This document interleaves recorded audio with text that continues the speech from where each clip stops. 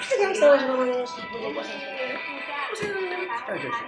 Ano natin yung charger? May galing sa Lazada. Tignan natin kung gagana siya. Ito. Masyado na pong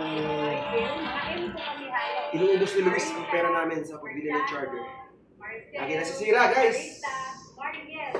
Charger, actually, pwede siya sa laptop. Pwede na, ang purpose talaga sa cellphone. Kasi, ano ko eh, mas matibay ito kumpara sa ano eh.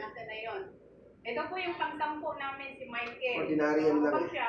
Siya po yung bunso sa lalaki. Ako naman po. Ordinary charger na. Habang nag-uusap tayo din. Yan, yun yung ordinary. Grabe, ang bilis.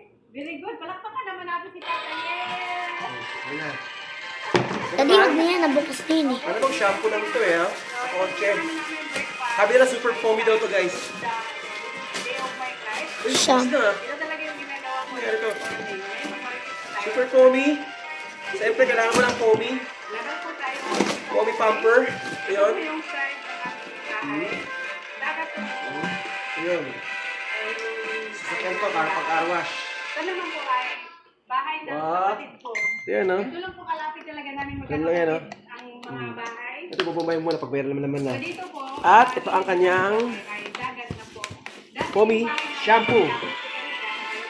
Uy, nakabalot din ba? Good job, sailor ha. Good job, good job. Tawak.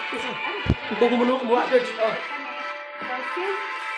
Oh. Ganyan, ganyan ka lang. Busy ka lang dyan. So nandito po tayo sa mga kapitbahay. Good. Gusto mo, ulit pa ako. Taga lang. Kapag pagod ako, mga aso ko ipapanisya sa akin. Kumain lang tayo, George. Ah. Oh, bro. Ulit ka pa nito. Isang tasa daw, isang ano eh. Isang ganun, isang buo. Ito naman dito, yung mga tambay. Alright, guys. Nagwapo. Ito na, palinis. Ito po yung mga tambay sa amin. Ikaw na magtatakip pa. Pag pagod ako, George, mga aso ko ipapanisya sa akin. The end na. Okay, guys. Thumbs up. Takpan na. Good job, guys.